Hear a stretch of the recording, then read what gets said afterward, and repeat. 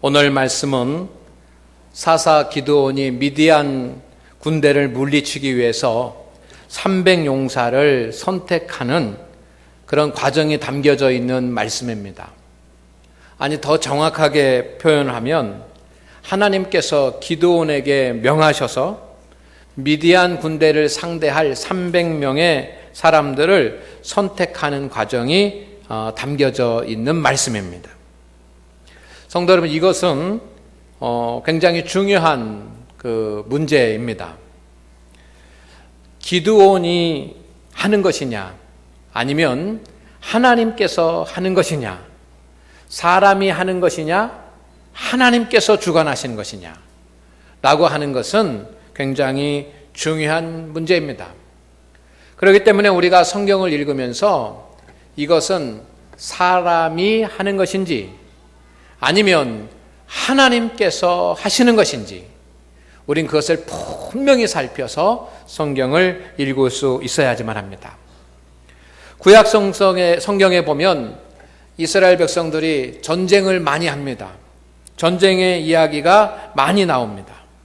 그런데 모든 구약 성경에 나오는 전쟁에 대한 이야기는 그 전쟁은 사람이 하는 것이 아니라 하나님이 하시는 것입니다. 사람이 계획하고 사람이 주관하는 것이 아니라 하나님께서 주관하시는 것입니다. 사람이 전쟁을 하는데 하나님께서 어느 부분 부족한 인간의 부분을 하나님께서 채워주시는 것이 아닙니다. 하나님께서 전쟁을 하시는데 사람을 도구로 삼는 것입니다. 아멘. 이스라엘 민족이 홍해를 건너서 애굽을 탈출했습니다. 그리고 가나안으로 가게 됩니다. 애굽을 떠나서 가나안으로 가는 이 출애굽의 이야기는 이스라엘 백성들과 모세가 계획하고 그리고 그들이 준비하고 그들이 실행하는, 그들이 주관하는 사건이 아닙니다. 하나님께서 계획하시고 하나님께서 주관하시는 하나님의 사건입니다. 출애굽을 해서 가나안 땅으로 이스라엘 백성들이 나가는데 하나님께서 그들의 부족함을 아시고 조금 도와주시는 것이 아니라 하나님께서 전적으로 역사하시는데 하나님께서 이스라엘 백성들을 도구로 사용하시는 것인 줄로 믿습니다. 성도 여러분, 하나님은 통치자이십니다. 하나님은 살아계셔서 역사하시는 분이십니다. 그리고 하나님은 우리의 모든 것을 주관하시는 하나님이십니다. 하나님이 주체이십니다. 아멘. 이것을 우리는 늘 기억하고 깨달아 알아야만 합니다. 성도 여러분, 하나님은 우리가 이것을 분명하게 알기를 원하십니다. 하나님이 역사하신다라고 하는 사실, 하나님께서 하신다는 것, 그것을 깨달아 아는 것이 성숙한 믿음입니다. 성도는 매일매일 하나님께서 하십니다. 하나님께서 하십니다. 라고 고백할 수 있어야지만 합니다. 여러분 가운데 있는 모든 일들을 하나님께서 주관하실 것입니다. 하나님께서 하실 것입니다. 하나님께서 해결하실 것입니다. 그것을 믿는 것, 그것이 성숙한 믿음입니다. 여러분에게 해결해야 될 문제들은 무엇입니까? 옆에 분들과 인사 나누겠습니다. 하나님께서 하실 것입니다. 하나님께서 해결하실 것입니다. 하나님께서 하십니다. 아멘. 하나님께서 하십니다. 오늘 말씀도 하나님께서 주체이시고 주관하시고 모든 것을 이끌고 계신 것을 분명히 하시는 말씀입니다. 성도 여러분, 이스라엘 백성들이 미디안 군대와 전쟁이 붙었습니다. 이제 한 8km 정도 떨어진 곳에 미디안 군대가 진쳐 있고 이스라엘 백성들도 이곳에 모여 있습니다. 미디안 군대가 쳐들어오자 이스라엘은 전국에 동원령을 내렸습니다. 그래서 모인 수가 32,000명입니다. 미디안 군대와 상대하려고 한다면 전쟁을 하기 위해서는 여러분 32,000명, 어쩌면 이 32,000명이 부족한 숫자일지 모릅니다.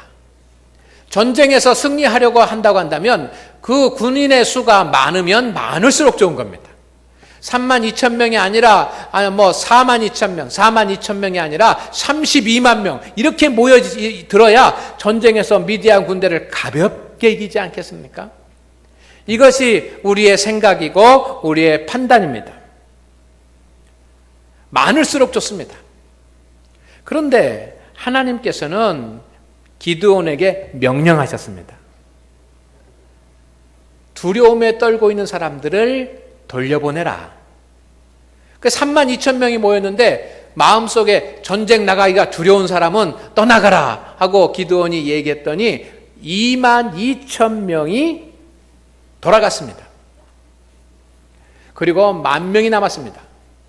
사람들은 생각했을 것입니다. 아이고, 이거 큰일 났다. 전쟁을 하려면 3만 2천 명이 아니라 더 많은 사람들이 모여도 모자랄 판인데 왜 하나님께서는 2만 2천 명을 돌려보내시고 10,000명밖에 남지 않게 하시는가? 기드온도 이해가 안 됐을지 모릅니다. 그런데 하나님께서 기드온에게 또 말씀하십니다. 사람들을 테스트해 보겠다. 그래서 그 물가로 데리고 가서 사람들을 테스트해 보는데 그 테스트에서 사람들을 선별하겠다는 것입니다. 기드온이 물가로 사람들을 데리고 갔습니다. 그랬더니 사람들이 목이 말라서 물을 먹기 시작합니다. 물을 먹는데 그 물 먹는 모습을 가만히 보니까 두 부류의 사람들이 있습니다. 어떤 사람들은 물을 손으로 움켜쥐고 이 물을 자기의 입으로 갖다 대고 먹습니다. 그런데 손으로 움켜져서 성경에 보니까 개처럼 핥아 먹었다 그랬습니다. 손으로 움켜쥐고 들고서 그것을 개처럼 핥아 먹는 그런 사람들이 한 부류가 있고, 또 어떤 사람들은 그 강가에 가서 무릎을 꿇고 엎드려서 물을 마십니다. 아마 무릎을 꿇고 엎드려서 입을 대고 그렇게 물을 마셨을 것입니다. 이 두 종류의 사람이 있습니다. 그런데 성도 여러분, 손으로 물을 움켜쥐고 개처럼 핥아서 먹는 사람은 300명이고 무릎을 꿇고 엎드려서 먹는 사람은 9,700명이었습니다. 그러면 누구를 집으로 돌려보내야 됩니까? 2차 이제 집으로 돌려보내야 된다고 하면 여러분 누구를 돌려보내야 됩니까? 300명을 돌려보내야 됩니까? 9,700명을 돌려보내야 됩니까? 몇 명이에요? 300명이라고 하는 사람은 성경을 너무 잘 알아서 그래요. 여러분 보통 우리가 생각할 때는 300명을 집으로 돌려보내야 돼요? 9,700명을 돌려보내야 돼요? 300명을 집으로 돌려보내야지만 됩니다. 전쟁하는 사람은 많으면 많을수록 좋은 거예요. 그런데 하나님께서는 9,700명을 다 집으로 돌려보내라. 그리고 300명만 남게 합니다. 왜 하나님께서 300명을 남기고 9,700명은 돌려보내셨을까라고 하는 것이 오늘 말씀의 핵심입니다. 어떤 사람들은 여러분 이렇게 해석을 합니다. 무릎을 꿇고 마신 사람들, 그 사람들은 우상에게 굴복한 사람들이다. 이렇게 해석을 하는 사람들도 있습니다. 그러나 여러분 이것은 그런 본뜻이 아닙니다. 너무 확대해서 주관적으로 해석을 한 겁니다. 무릎을 꿇고 물을 마시는 사람이 어떻게 우상에게 숭배하는 사람들입니까? 전혀 관계가 없습니다. 개처럼 손으로 움켜쥐고 물을 핥아 먹는 사람은 어떤 사람일까? 이거 고민할 필요가 없습니다. 무릎을 꿇고 마셨다라고 하는 것은 무엇을 의미하는가? 이것은 성경의 본질이 아닙니다. 그건 아무것도 아닙니다. 그냥 하나님께서 구분해 놓으셨는데 그 물 먹는 모습이 그냥 두 가지로 나타나는 겁니다. 그건 의미가 없습니다. 근데 중요한 것은 뭐냐면 하나님께서 9,700명은 돌려보내고 왜 300명만 남게 하셨느냐라고 하는 겁니다. 만약에 3만 2천 명 중에서 300명을 출연해라고 한다면 아마 이것은 테스트를 해서 특전사 중에 특전사, 용사 중에 용사들을 아마 선별해냈을 것입니다. 이것이 우리 인간이 하는 일입니다. 3만 2천 명 중에 300명을 선별하라고 하면 아마 달리기를 시켰을 겁니다. 달리기에서 다 몇 초에 뛰는지 계산하고, 또 창 던지기, 활 쏘기 테스트 해가지고 성적 우수한 사람 뽑아가지고 300명 추려가지고 그렇게 뽑을 겁니다. 그런데 300명의 그 사람들은 용사가 아닙니다. 특전사가 아닙니다. 특별히 그 군사력이 잘 싸우는 그런 용사들이 아닙니다. 보통 사람들입니다. 근데 하나님은 왜 다 좋은 사람들 다 보내버리고 300명 보통 사람들만 남게 하셨을까요? 하나님께서는 미디안 군대와 전쟁을 하는데 3만 2천 명의 숫자를 300명으로 줄이셨습니다. 그들은 용사도 아니었습니다. 보통 사람들이었습니다. 왜 그렇게 하셨을까요? 오늘 7장 2절 말씀에 보면 이런 말씀이 있습니다. 오늘 본문 사사기 7장 2절 말씀에 같이 읽겠습니다. 시작. 여호와께서 기드온에게 이르시되 너를 따르는 백성이 너무 많은지. 3만 2천 명이 모였습니다. 그랬더니 하나님께서 기드온에게 말씀하셨습니다. 너를 따르는 사람이 많아도 너무 많다. 사람들은 부족하다고 그러는데 하나님은 너무 많다고 그러는 겁니다. 그래서 몇 명이 돌아갔습니까? 2만 2천 명이 돌아갔습니다. 그리고 10,000명이 남았습니다. 기드온은 이 정도면 될 거라고 생각을 했습니다. 10,000명이. 그런데 하나님께서 7장 4절 말씀에 보면 하나님께서 말씀하십니다. 같이 읽습니다. 시작. 여호와께서 또 기드온에게 이르시되 백성이 아직도 많으니. 10,000명으로 줄었는데도 아직도 많다 그랬습니다. 그래서 하나님이 몇 명까지 줄여버렸습니까? 300명까지 줄여버렸습니다. 왜? 미디안 군대는 수만 명인데 이스라엘 백성들은 300명으로 하나님께서 줄이신 것입니까? 왜 그렇게 하셨을까요? 그 대답이 7장 2절 말씀에 있습니다. 보시겠습니다. 다 같이 읽습니다. 시작. 여호와께서 기드온에게 이르시되 너를 따르는 백성이 너무 많은즉 내가 그들의 손에 미디안 사람을 넘겨주지 아니하리니 이는 이스라엘이 나를 거슬려 스스로 자랑하기를 내 손이 나를 구원하였다 할까 함이니라. 아멘. 왜 하나님께서 숫자를 줄이시는 것입니까? 숫자가 많으면 자기들이 능력 있고 실력 있고 솜씨가 좋고 잘 싸워서 내가 이겼다라고 자랑할까 봐 하나님께서 그 자랑 못하도록 숫자를 확 줄였다는 것입니다. 전쟁에 나가서 전쟁은 누가 하시는 것입니까? 하나님이 하시는 것입니다. 3,000명이든 300명이든 30명이든 3명이든 문제없습니다.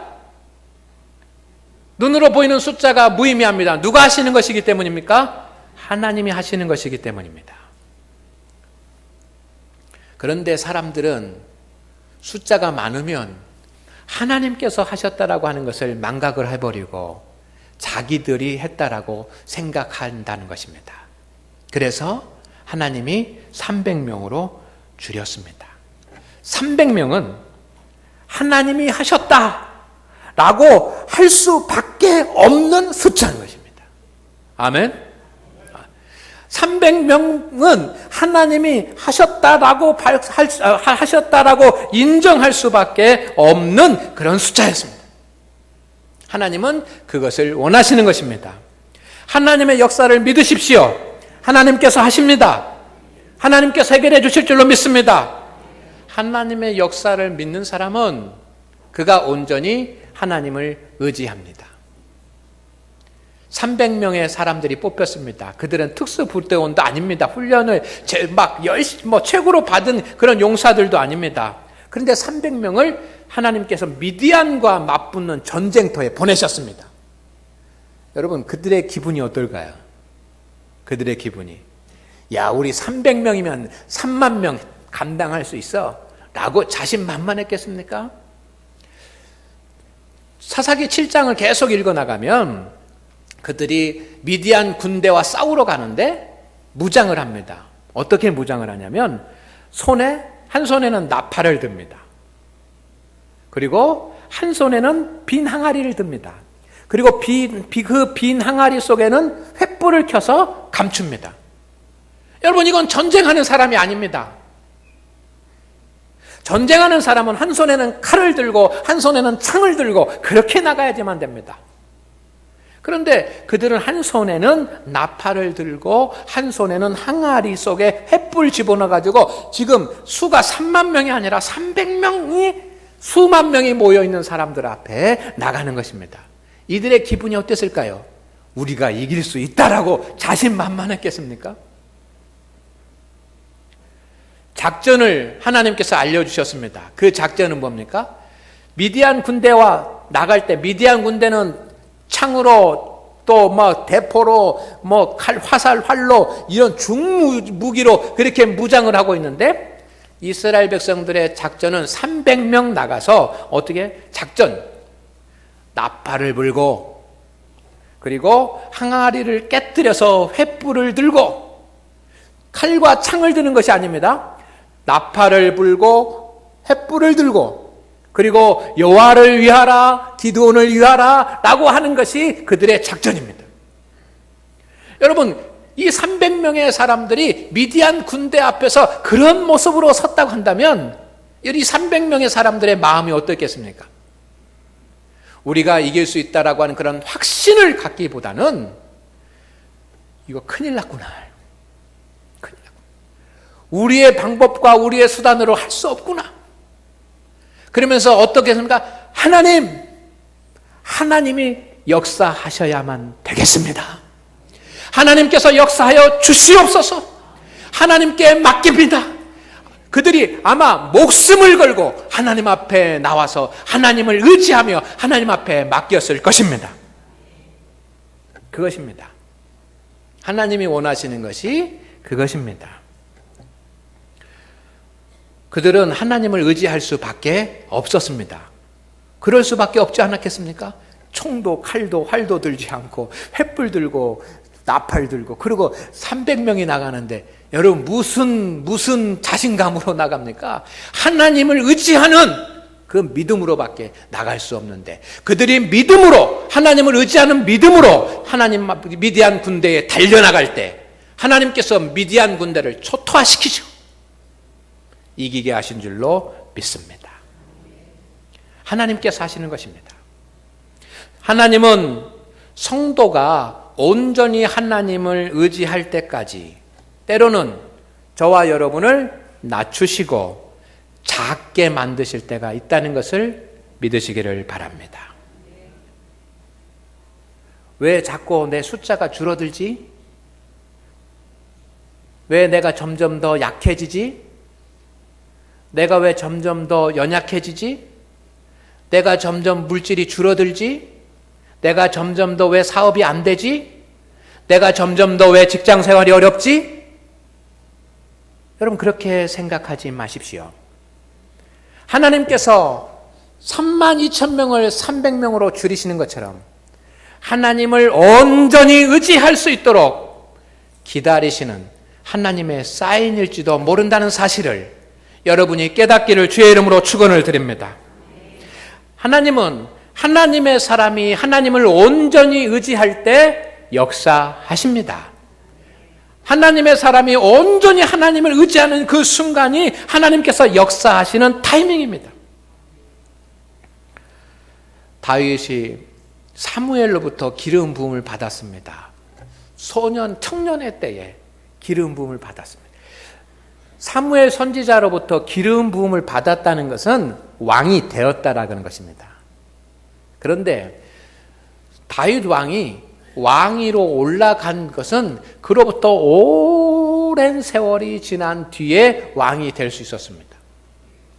기름 부음을 받았으면 하나님께서 역사하시는 분인데 사울 왕을 물리치시고 바로 그 다음날 왕위에 즉위할 수 있도록 하실 수 있는 분이 하나님이십니다.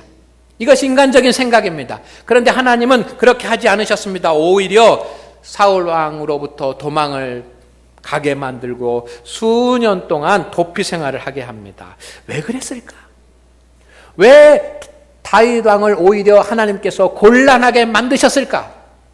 저는 그런 생각이 들었습니다. 자신을 왕으로 세우신 분이 하나님이신 것을 뼈저리게 느끼도록 하나님께서 그렇게 하셨습니다. 쉽게 되면 하나님이 세우신 것이 아니라 자기가 세웠다고 생각을 할 것입니다. 그런데 고난과 실패하고 넘어지고 그렇게 인생의 밑바닥에 있을 때 하나님께서 그를 붙잡아 끌어올려서 왕으로 세우시면 누가 세우셨다?